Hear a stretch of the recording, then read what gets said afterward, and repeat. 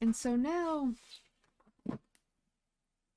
a week or so late, I pick back up Ghosts, Ghouls, and Other Horrors by Bernhardt J. Hurwood.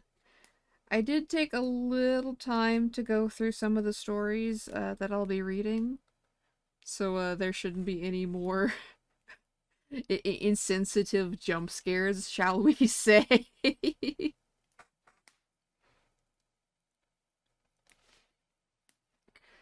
At least not in the upcoming stories, anyhow. This next story is called The Ghost of Beaminster School. Is there such a thing as a sensitive jump scare? I mean, there is when it's a racial slur.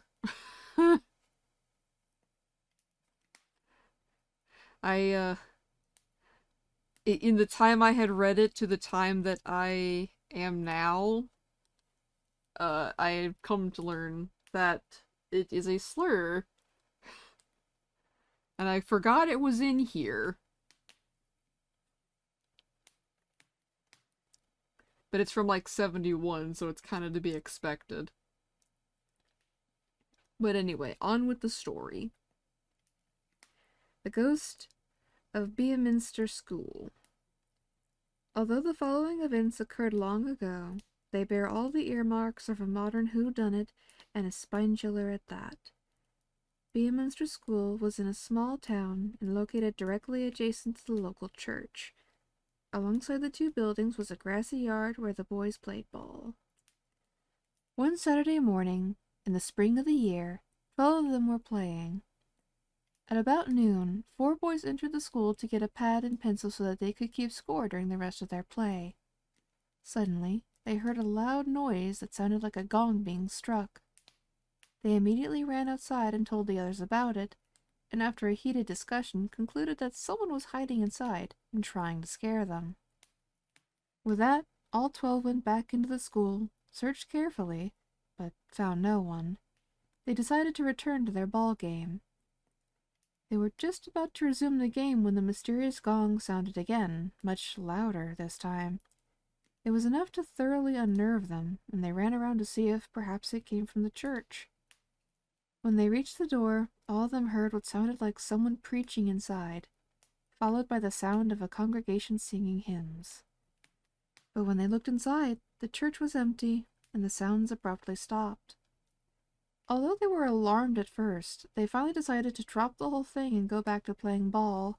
It was too beautiful a day, and besides, they began wondering if they had really heard anything at all. About an hour later, one of the boys went into the school to get another pencil, and was horrified to see a coffin lying atop the desks in the room, less than 6 feet from where he stood. Dashing back to tell his friends what he had seen, he breathlessly insisted that they come back inside to see for themselves. Jabbering excitedly as they crowded the doorway of the school, they strained to see inside. All 12 of them. If I can get a hold of the page, hold on. All 12 of them saw the coffin, but the 5 who went in the middle distinctly saw John Daniel, a former schoolmate who had died over 7 weeks earlier. "It's John!" cried the boy's half-brother. "He's come back to haunt us! I'll fix him!" And taking a stone from his pocket, he threw it at the apparition, shouting, "Take that!" Instantly, the figure vanished. There was no more ball playing that day. All the boys ran home to tell breathlessly what they had seen. There was a full examination of the following week by the headmaster of the school. Each boy was questioned privately, and in such a way as to prevent his consultation with any of the others. Every one of them gave the identical description of the coffin down to the smallest detail.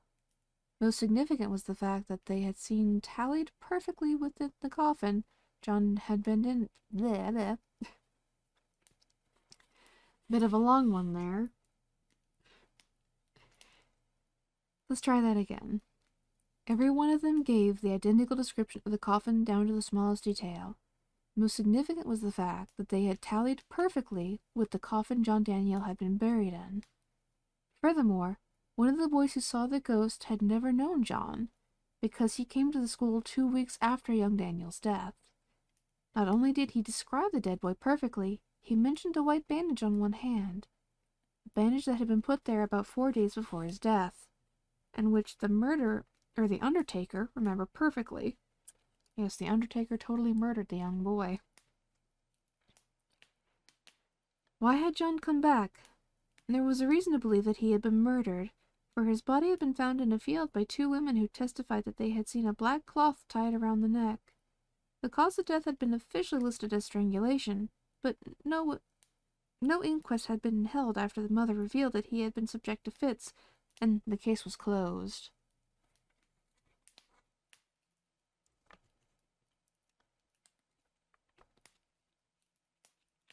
I don't see how this was a whodunit, because a whodunit usually implies a, hey, we know who killed the person, and now we're going to solve the murder.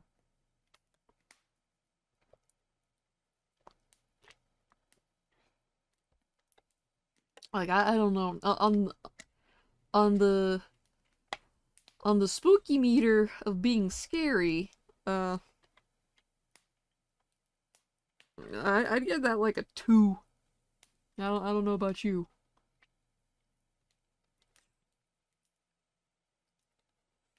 Ooh, we got another one in a castle.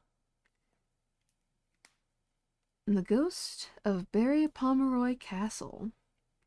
Barry Pomeroy Castle is nothing but a pile of ruins today. While it stood, however, it was the scene of a dark tragedy that haunted the place until it crumbled to dust. The circumstances were kept a closely guarded secret for centuries. The whole story did not come out until many years after the last lords of Barry Pomeroy were dead. Shortly before the property became a ruin, or complete ruin. Ugh, I'm having a hard time reading.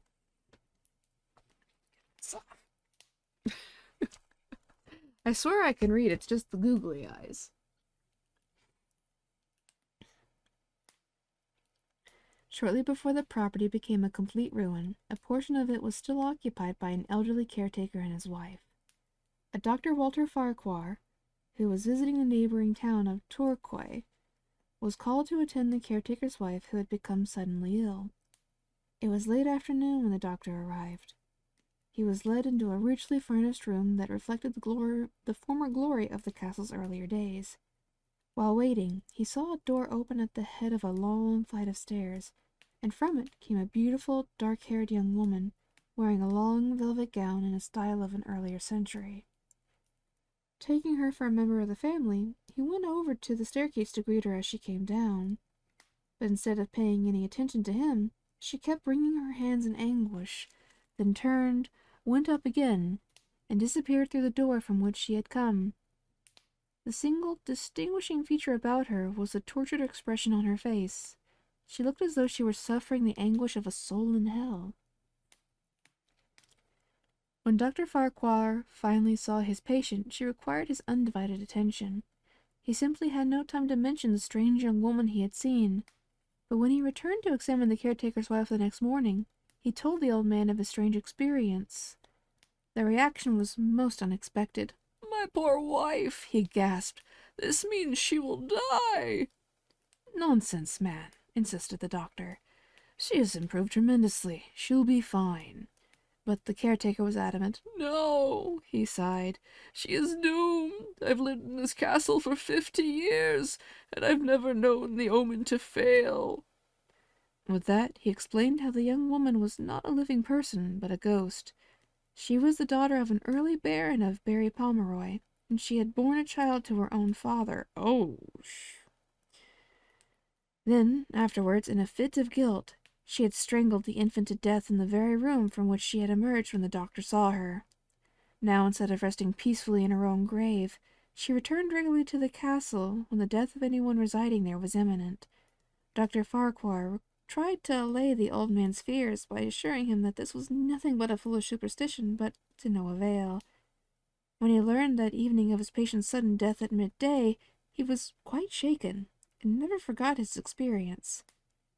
Some years later, a woman came to see Dr. Farquhar about her sister, who she feared was losing her mind and becoming physically ill over what she believed was a supernatural experience.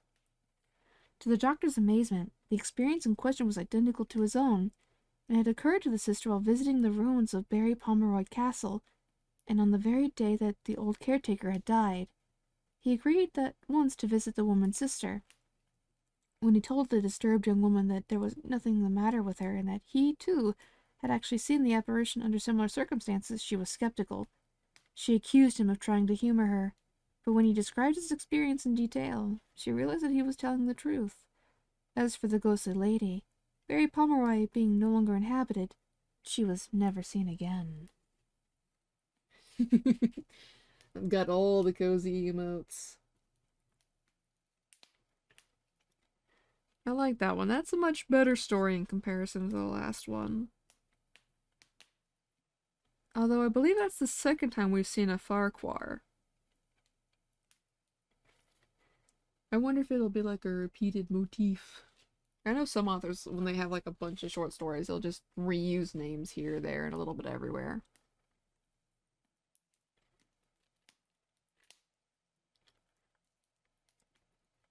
I'm gonna get me a sip of water.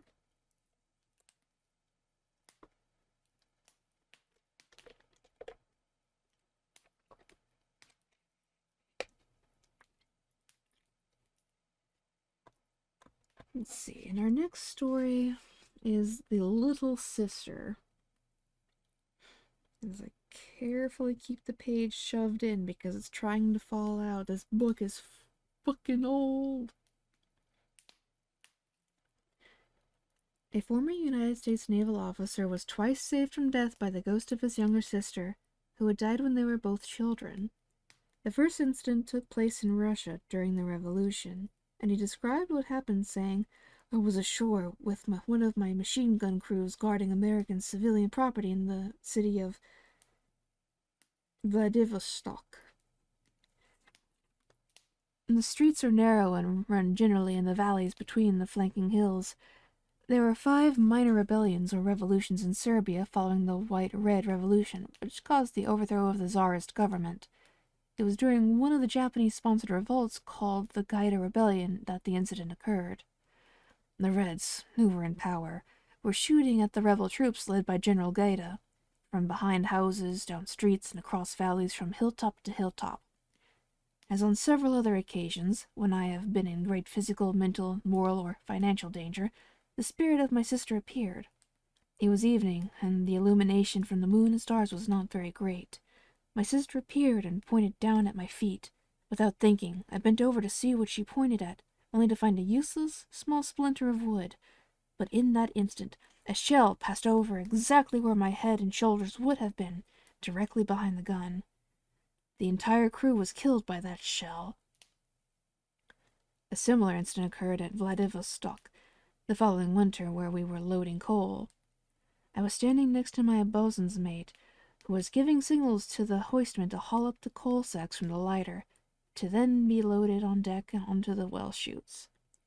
I was supervising several other groups with my crew, walking from one coaling boom to the other. When I arrived at the number 1 boom, I stood about 1 foot behind and to the right of my bosun's mate. My sister appeared again, as she had on previous occasions, and pointed down to the deck. I stopped over to pick up a burned match, the only thing I saw. Just as I stooped over, the coal bag, with about 1 ton of coal, caught on the barge edge. The strain on the cable leading to the steam winch exerted such an excessive pressure on the 10-inch coal boom that it broke in the middle. The lower half, swinging like a scythe and at lightning speed, swung half round, just missing my head, and crushing the bosun's mate to a pulp. Well, shit. Talk about a sucks to be that guy kind of moment.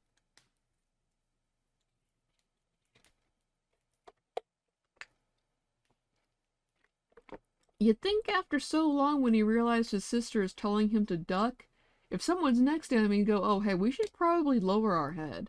Why? Kshonk! That would be why. Holy shit!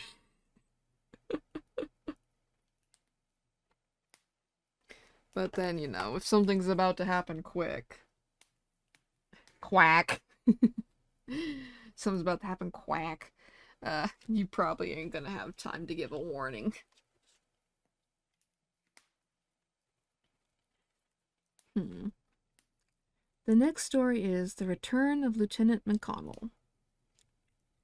Lieutenant David McConnell was a Navy-trained flyer who served in the Royal Air Force during World War I.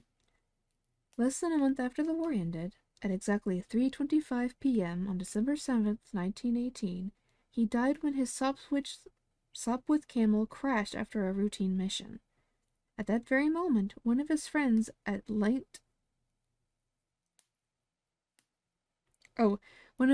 Lieutenant Larkin, saw and spoke to McConnell's ghost at the very airbase from which he had taken off that morning. Lieutenant Larkin recalled that it went well after lunch, or was well after lunch, and that he was sitting near a hot stove writing letters when he heard someone walking up the passage outside. The door opened with the usual noise and clatter which David always made, he said.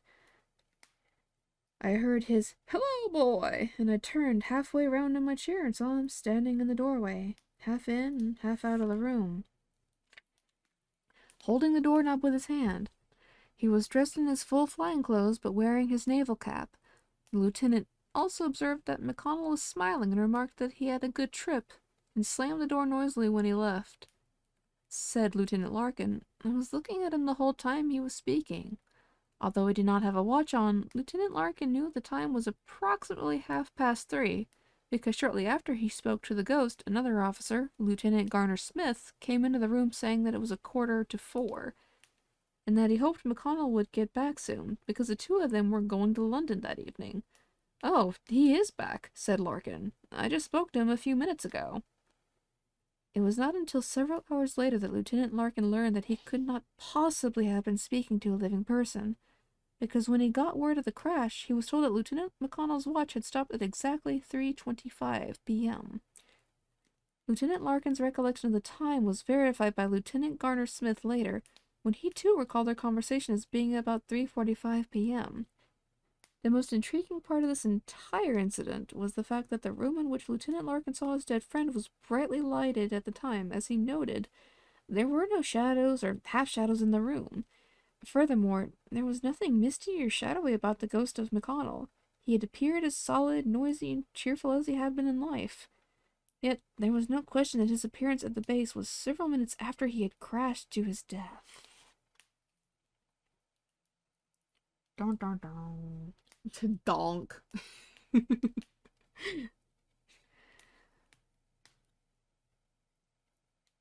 I wonder, in stories like this, where the spirit goes, you know? It's like, they're very clearly, like, they don't know they're dead. They're just having a cheery time. Or maybe he was aware he was dead, and is just like, you know what? I may have crashed, but that was a damn good flight anyway. I'm still in a good mood.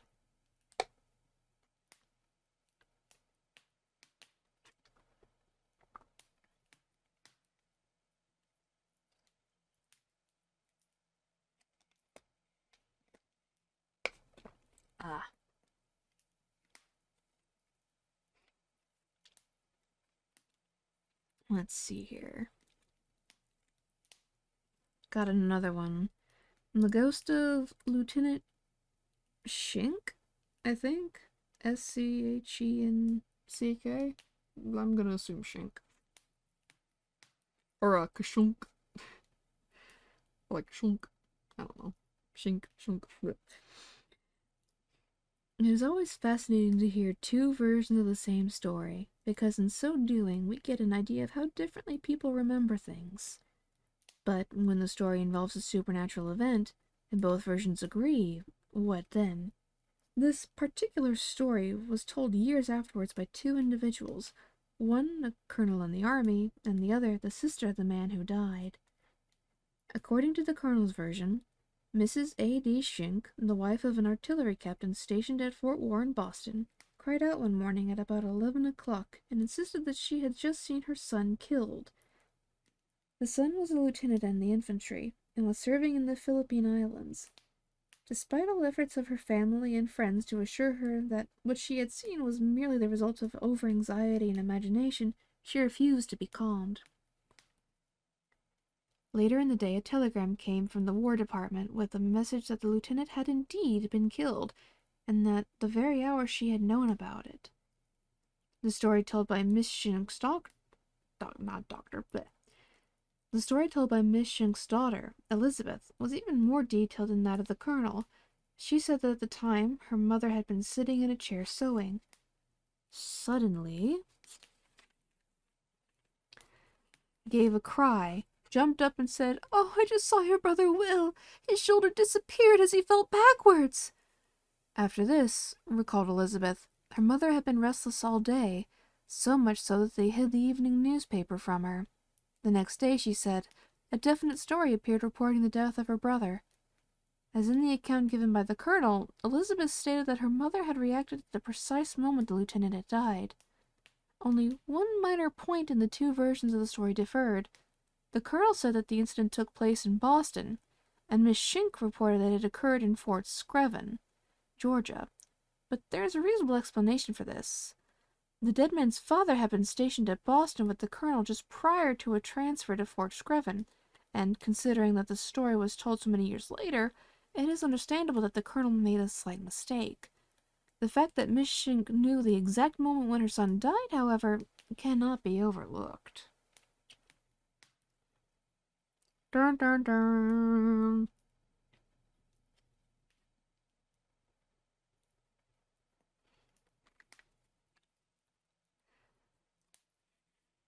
It kind of reminds me of that one story where the guy predicted the sinking of the Titanic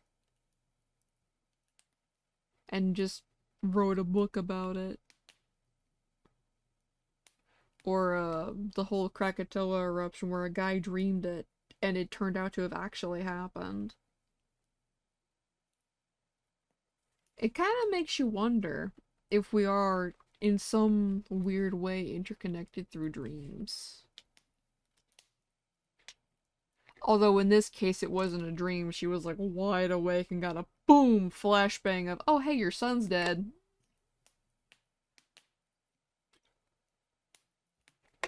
Which kind of sucks, I'm not gonna lie. Like, that's the worst possible way to find out your child got killed, is getting a sudden premonition flash of their death right in front of you. I think the only worst thing would be actually seeing it physically in front of you.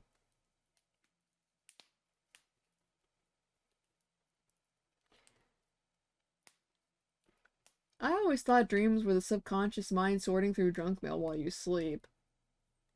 I mean, yeah, honestly, I kind of think I think the same thing, to be honest. Because, like, it's just your brain. Sleep is your brain cleaning itself. That's why you need to get, like, 7 to 8 hours, so it gives your brain time to clean the neurons so that they'll keep functioning correctly. Because if you don't, that's when you start seeing and hearing shit. That's why if you're, like, awake for, like, 36 hours, you start seeing the fucking Hat Man without the Benadryl. Side note, don't actually fucking stay awake for 36 hours to try to see if you can see the fucking Hat Man. It's not going to end well for you.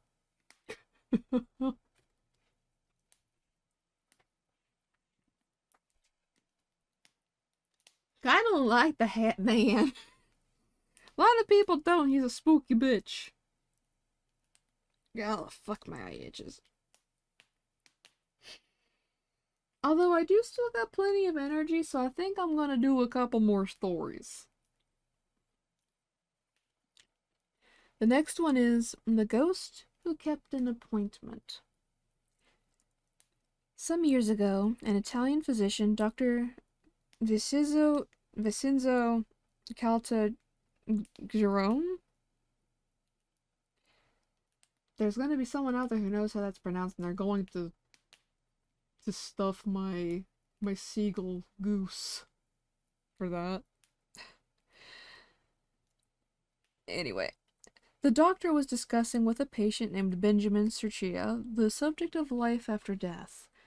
It was a pleasant day in May, and at one point in the conversation, Serchia, who was in his late 70s, said, "Listen, doctor, if I die before you, which is probable since I am old and you're still young, I promise I'll come back and give you proof of my survival.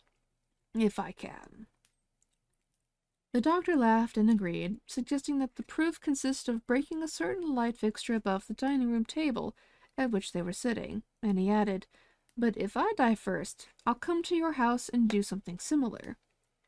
The conversation then drifted to other matters, and finally the old man took his leave and went home.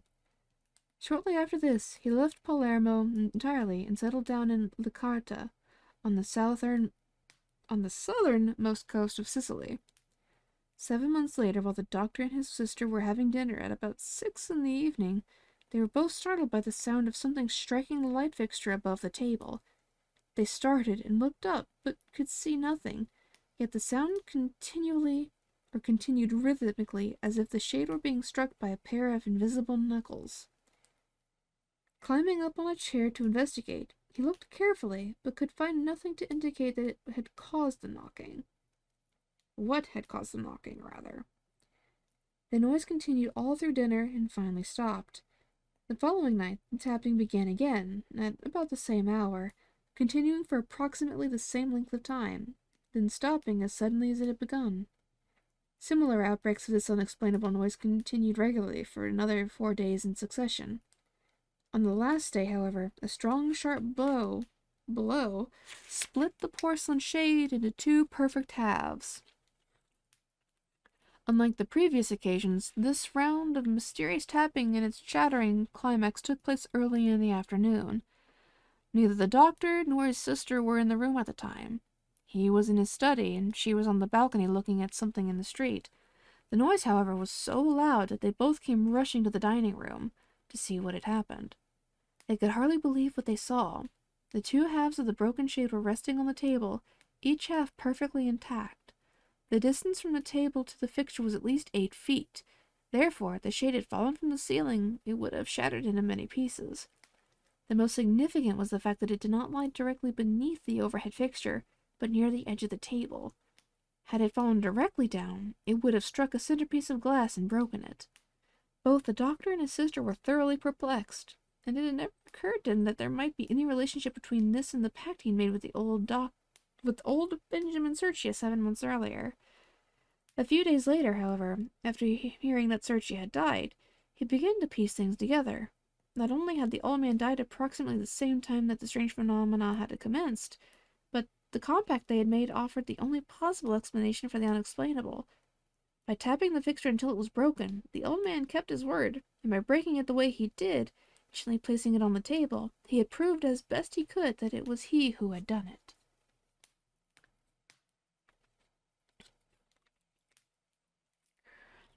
Well, on one hand, I'm kind of mad he broke the fucking light fixture. But on the other hand, I wasn't putting 2 and 2 together, so I don't blame him. It's like when I complain all the time about ghosts throwing china. Like, why are you throwing the good cutlery? Why are you throwing the good plates? And then it's like, hey, we're trying to prove we here. Sometimes you have to make a point. Sometimes you do. That's a very fair point. And by golly goodness, did he fucking make his point. At least he didn't let it shatter everywhere. I give the old man that.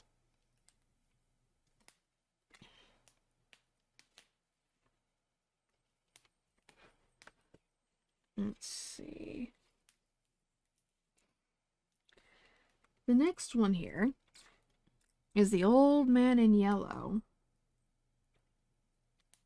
King in yellow flashbacks intensify. There's hardly anything more unnerving than being followed by a hideous stranger on a lonely road at night. When the stranger proves to be a non-human, but that is getting ahead of the story. Hurwood!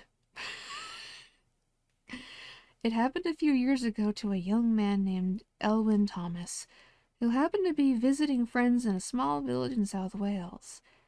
It was a warm June night, and darkness was just beginning to fall when he left his friends to return to the country inn where he was staying. Judging by past experience, he reckoned on reaching it by about 9 o'clock. It was exactly 8:30 when he said good night. He was completely alone in the gathering dusk, and the only sounds were the occasional cries of night birds and the crunch of his own footsteps on the gravel road. Being neither superstitious nor afraid of anything, he walked briskly along, glancing now and then toward the banks of an old canal off to one side of the road. After about 10 minutes he began experiencing a peculiar, creepy sensation, as if he were being watched. On an impulse he stopped, turned around, and gasped involuntarily. There, no more than a yard behind him, suspended in mid-air at eye level, was the most hideous face he had ever seen. The putty-colored skin was drawn tightly over the features except for the forehead, which was lined with deep wrinkles.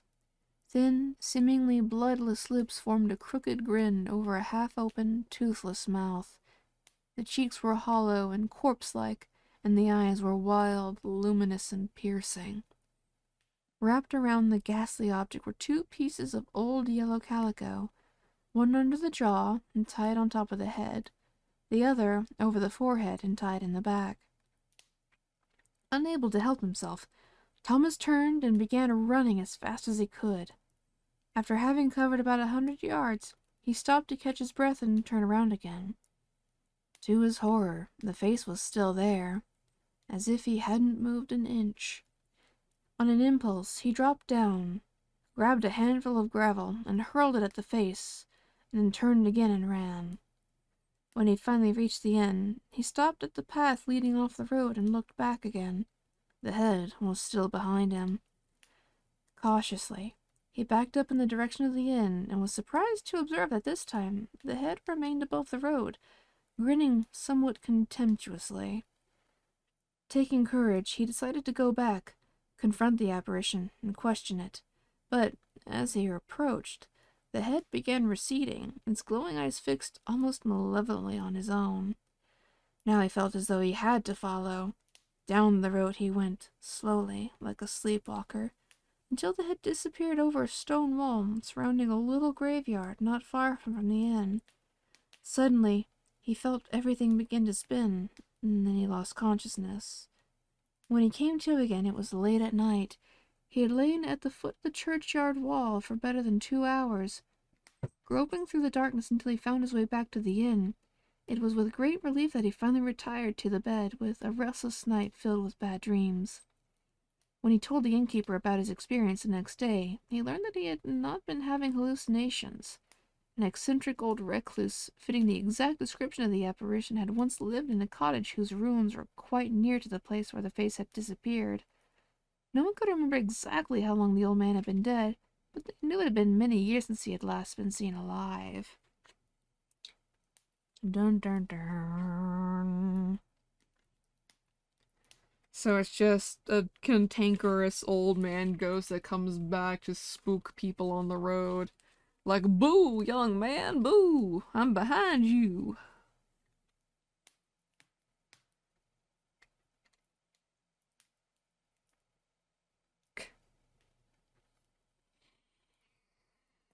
I seriously thought it was gonna be like a Lovecraft style story, especially with like the fucking start of it.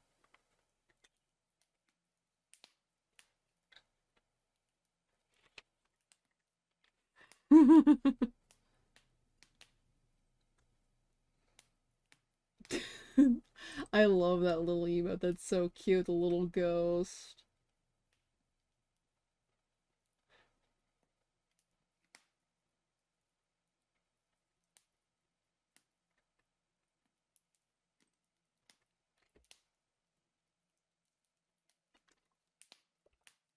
Delicious Womner.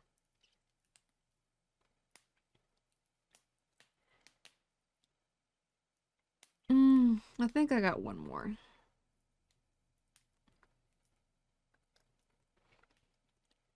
This one is called The Spirit and the Scientist. Sir William Crookes, the distinguished British physicist, is probably best remembered for his pioneer work in what eventually came to be known as electronics. What most school books fail to reveal about him, however, is that he was equally devoted to the study of supernatural phenomena. For a world-renowned scientist to dabble seriously in a field regarded by his colleagues as foolish and unreal took real courage, but after years of scientific research, he declared that everything he had witnessed was real and capable of passing scientific tests. One of the most sensational of Crookes' investigations revolved around a young medium named Florence Cook. After submitting to 2 weeks of rigid tests in his laboratory, she produced startling results. The most exciting was the materialization of a young woman calling herself Katie King. Katie did not appear cloaked in darkness, but appeared often when the room was flooded with electric light. The laboratory was rigged to prevent trickery, and Katie was definitely not Florence Cook in disguise. Furthermore, she was not a wispy, transparent spirit, but a solid, opaque, and substantial person. Crookes checked her for such qualities as heartbeat, circulation, and respiration, all of which she possessed, yet, on more than one occasion, he watched her fade completely away before his eyes. In the course of his experiments, he took 44 photos of Katie, at least one of which showed her arm in arm with him. To verify for skeptics that Florence and Katie were two distinct individuals, he measured them physically and made careful notes as to their differences in their height, weight, build, face, and mannerisms. When asked if he thought that any possibility existed of Katie being a hoax, he replied, "To imagine that an innocent schoolgirl of 15 should be able to conceive and then successfully carry out for 3 years so gigantic an imposture as this, and in that time should submit to any test which might be imposed upon her, does more violence to one's reason and common sense than to believe her to be what she affirms." Despite the fact that Crookes was frequently ridiculed by other members of the scientific community, he steadfastly remained that every experiment that he had conducted withstood the tests of science. He never retracted a statement he had made on the subject, and before he died said, "I have never had any occasion to change my mind on the subject. I am perfectly satisfied with what I have said in earlier days. It is quite true that a connection has been set up between this world and the next." We'll pick up on this next time with the Ghostly Hunter.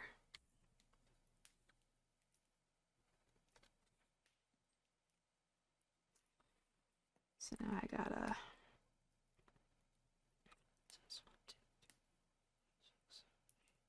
So we got through 8 of the stories, which isn't bad. It's not bad.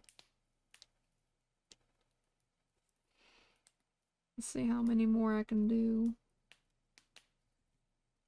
I might actually keep going past, I might keep going past October. Ghostly Hunter, Ghostly Hunter. Put that back up. Because I do like the book. I like reading it.